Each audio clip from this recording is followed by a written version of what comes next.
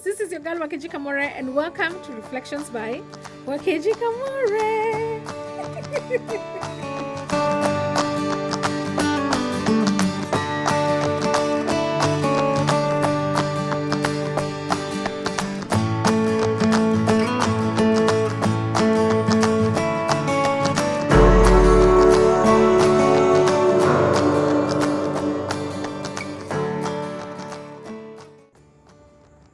Welcome to the book of Judges. Yay! It is such a good thing to see progress. Like you guys, we've done the book of Genesis, we've done the book of Exodus, the book of Leviticus, the book of Numbers, the book of Deuteronomy, the book of Joshua, and now we're in the book of Judges. It feels so good to have progress. If you haven't watched the video for yesterday, which is the introduction to the book of Judges, please pause this video and go and watch that one, because I will jump right into Judges chapter 1, and I don't want anybody to feel lost, to keep wondering what is this book about, what are we even doing. Please watch the video about the introduction of Judges. If you're here for the very first time, please stick to the end. I promise you that is where the goodies are. They are usually at the end of the video, or at least the last part of the video. So please stick around. If you like our content, please subscribe, like, share with someone else. If you have been here before, thank you very much. I know sometimes I forget to say that, and to just say, thank you to the people who are constant and, repeat listeners and my subscribers. Thank you very much. I truly appreciate that. If I forget to mention, just know that you're already part of the family. So watu wa familia waambiwi karibuni, saa zile wageni wamekuja. So yes, just know you're already part of the family, and I truly appreciate you, and you're the reason why I'm doing this Bible summary to even begin with. So thank you so much for being part of this, and welcome to the book of Judges. So let us jump right into chapter 1. There are a couple of things that happen in this chapter, and I will not be reading this chapter word for word. And the reason I chose to not read it word for word is because, my goodness, it has such difficult words, like words of people, the words of places. I'm just like, I'm going to spend like a whole hour trying to read those names, like those names of places. I'm just like, no, I'm not doing that. So I'm just going to share every event that happens in the chapter in a summary part, like bullet point kind of style. So please follow through. But even better, please listen to the chapter, or rather listen to the chapter on a audio. I like Bible audio, that's why I'm saying listen to the chapter, or read the chapter for yourself. Read Judges chapter 1. Maybe you can even pause this video, go read it, and then come listen to what it is that I'm sharing from it. So the first thing that we see happening in the book of Judges chapter 1 is that the Israelites go to God and ask God which tribe should first attack the Canaanites. They're like, okay, fine, we are not 12 tribes. Each tribe has like Canaanites in their territory, but which tribe should go first? Ama we all go together, like what happens there? And God actually said that Judah should start by attacking the Canaanites. And Judah, with the help of the tribe of Simeon, went and defeated 10,000 men in a place called Bezek. So, and then they captured the king of Bezek and they cut off his thumbs and his big toes, which is something that he used to also do to other kings. He would capture kings, he would cut off their thumbs, and he would cut off their toes. As a matter of fact, the Bible records that he had done this to 70 kings, that he had captured 70 kings. And you can imagine how great that person is. By the time he's capturing 70 kings, and then you are here, a nation that has come from the wilderness, and you're going to capture him. Wow, that must have taken God himself. So they captured that king of Bezek, they cut his thumbs and toes, and then they let him go, but he actually died soon after in the place called Jerusalem. That's why he actually died. So they conquer the southern side of Canaan. They conquer some places called Hebron. They conquer a place called Debir. And in this chapter, we also see an introduction of a man called Othniel. So Othniel is going to be our first judge that we encounter. So this chapter actually just introduces to show us who he was and what is the first encounter we are having with him. So Othniel was a son, I've forgotten the name of the guy who he was a son to, but let's say Baba Othniel and Caleb. You guys remember Caleb? Baba Othniel and Caleb were brothers. And then Caleb said, whoever it is that is going to capture a place called Kirjath Sefer. You see why I didn't read the chapter? Kirjath Sefer. He said, whoever is going to capture that place, I am going to give him my daughter to marry. So that's what Caleb said. Caleb said, mwenye ataenda capture hiyo place or ashinde hiyo place inaitwa Kirjath Sefer, I will give him my daughter. So Othniel, who was actually Caleb's nephew, went, he captured that place, he conquered it, and he was given Caleb's daughter to marry. And the daughter of Caleb was called Achsah. Achsah. You see why I would have taken forever to read that chapter? Those are just 2 names. 2. And they're already that hard. So what else happens in the chapter is that Caleb takes over the place called Hebron and he makes it his territory. Othniel marries the daughter of Caleb. And actually the interesting thing that happens in the chapter is that when they get married, Othniel goes to the wife and says, you go and tell your father Caleb to give us a land that has water. As in, and it's interesting because you as the son-in-law is now sending your wife to go to the father to tell the father to give you a piece of land, which is pretty interesting. I feel like I would probably ask for a washing machine, but see, now that's me. So the daughter of Caleb by the name Achsah goes to the father, and the father is like, and she tells the father, oh, you've only given me land that is dry, please give me land that has water. And the father actually gives the daughter land that has water, which is amazing. So anyway, the chapter ends with detailing how the other tribes also fought against Canaanites. I remember that the first tribe that fought against the Canaanites was the tribe of Judah. At the end of the chapter, it details how the other tribes went to also fight the Canaanites, and it also tells about six of those tribes that were very unsuccessful in these battles. They were not successful in completely killing the Canaanites and driving them out of the nation. These tribes were the tribe of Manasseh, the tribe of Ephraim, the tribe of Zebulun, Naphtali, Asher, and Dan.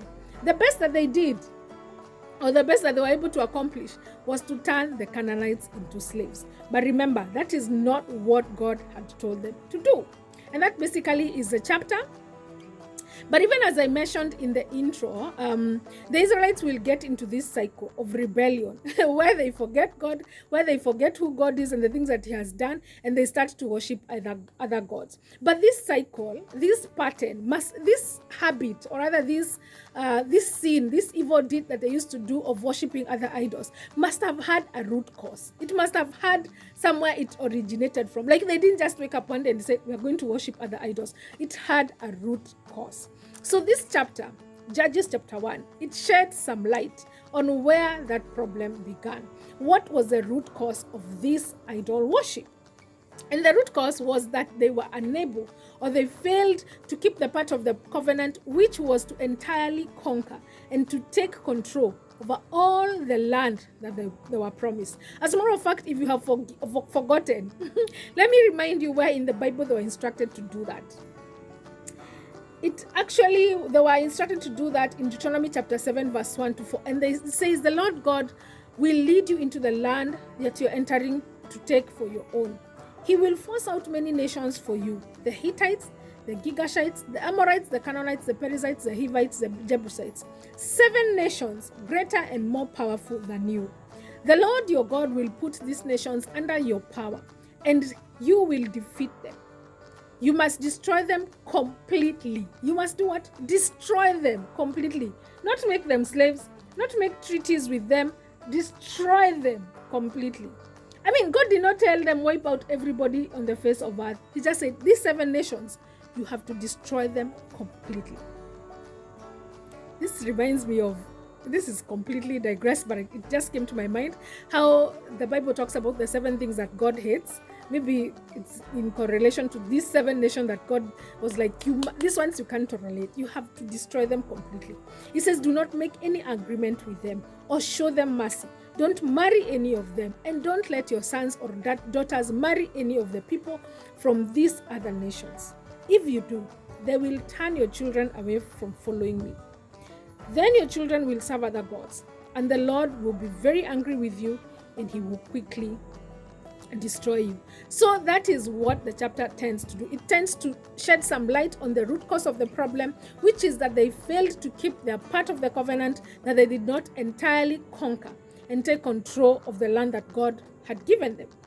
So let me ask you, I've been scratching my head, or rather, let me tell you, I've been scratching my head about why did they not destroy, as in why was Judah successful? And why were these other 6 tribes not successful? Like, what happened? What had happened in between there? So one of the things that I found is that, number one, they did these things on their own. They went to fight with the Canaanites on their own. So one of the things that made the tribe of Judah successful is that they joined forces with another tribe, which is a tribe of Simeon.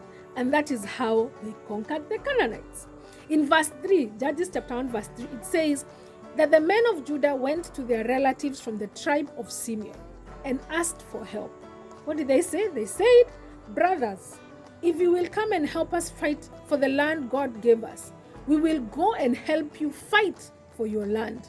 The men of Simeon agreed and went with them. All the other tribes, when it's listed there in the chapter, at the end of the chapter, none of them seem to have asked for help from any other tribe. The tribe of Naphtali went by themselves. The tribe of Dan went by themselves. The tribe of Asher went by themselves. The tribe of Zebulun went, and all those tribes that actually went by themselves were defeated. They were not able to completely drive out the Canaanites, which is really, really sad. All the tribes that did not ask for help from each other, they went by themselves and they were not successful. They did not take advantage of the already available resources which they had within themselves. Let me tell you, my friends, if you don't ask for help, you will die trying to do whatever it is that you're trying to do. Because you're probably doing it by yourself because you want to be this self-made person who did it by themselves. You want all the recognition to come to you, all the praise to come to you, or you are too afraid, you are too full of pride or full of yourself that you won't ask for help. Let me tell you, you will die and we will bury you, and we will even forget what it is that you were trying to do. I've seen so many people trying to do ministry by themselves. Trust me. Utakufa, tutakuzika na tutasahau hata ni ministry gani ulikuwa unafanya hapo without help. Okay, let me wacha niacha kusomea watu. I'm in a place that shouldn't be someing people. Like you can see, I'm in coast, it's nice. It should just be like, mfanye kuuliza usaidizi, whatever. But imagine, ask for help. Ask for help. Ask for help. God did not tell you to go and conquer these people by themselves. There's nowhere in that instruction that God said, this tribe has to go by itself. This tribe has to... No, there's no way he said that. So ask for help. Even if God has given you this vision, and it is your vision, imagine, first, it cannot be God's vision if you're going to accomplish it by yourself. That cannot be God's vision, because God's vision is not something that you can accomplish by yourself. So please, ask for help. The other thing that they did that led to their failure is that they simply disobeyed God's instruction. They were simply disobedient because God's instruction was very clear. Destroy these other nations completely, utterly. Don't make any treaties with them. Don't make any agreement with them. Don't marry them. Don't let them marry your people, your daughters, like completely kill them, drive them off. Actually, it was kill them, like destroy them completely. That was the command. So that God's command was very clear. It was utterly destroy these nations. And so their failure to do this, instead, they went and turned them into slaves. That in itself is a treaty. Like you've made an agreement with these people that they will work for you. That in itself is an agreement. And God already said, don't make an agreement with these people. Maybe it's because they got afraid. They were like, oh my goodness, these guys have chariots. These nations are greater. And God had warned them. He told them, these nations are going to be greater than you are. But I'll give you power over them, and I will help you to defeat them. You yourselves will defeat them. You yourself will drive them out, but you must utterly, completely destroy them. Maybe, this is just my thought, maybe they thought that turning the Canaanites into slaves made more economical sense. And in that in itself is a disobedient, because they were like, but you know what? If we turn these guys into slaves, it makes more economical sense. Like most of us, sometimes you're told to do something by God, or God places something in your heart that you should do, or even you just simply read it by the in the word of God, and you're like, you know what? I know I can say that this is what the word of God says, but you know, if I made a little bit of an edit here, it would make a little bit more sense to me. It would make more sense to me if I made an edit in this instruction. And that is exactly what these 6 tribes did. They went and they decided, now we are going to make the Canaanites our slaves. We will not completely kill them.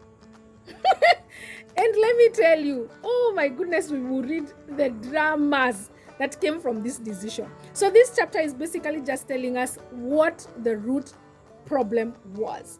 Number 1, total, utter disobedience. And number 2, they didn't even ask for help. Honestly, it's like I think the fact that they didn't ask for help is what tells me that they were bent. They were hell bent on disobeying. Because if they were really, really bent on obeying, they would have tried any Jew chini could defeat our Canaanites. But they didn't even try because they didn't ask for help. If they had asked for help and they still were defeated, I would have been like, enyewe, hawa watu walijaribu. But hata hawakujaribu. They were hell bent on being disobedient. Hell bent on being disobedient. Let me tell you, guys, there are countless times that God has allowed me to be able to to be able to dream, to be able to, have a desire to do something, and has given me the green light to actually do it. But in the process, of trying to do it, I usually let my fear talk me out of it. I usually let my fear talk me out of actually doing it.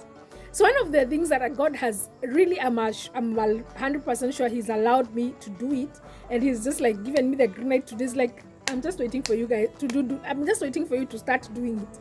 Is that I've always desired to have a furniture shop, and it's not just a small furniture shop, like one where I deliver furniture to almost every house in this country can have like a furniture that says I got it from my furniture shop, or a place where I actually have like interior decor pieces that that are amazing and people can just come and buy from my shop.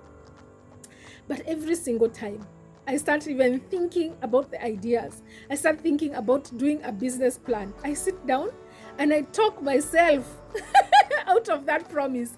I talk myself out of it. I'm like, but surely, even you, Wakeji, where will you get all this money? Like, do you realize that a warehouse in itself costs about 150,000 to 300K in rent per month? Sasa wewe ndo unatoa pi pesa, ujaajiri watu, like you still haven't, like do you realize that just how much money you will need?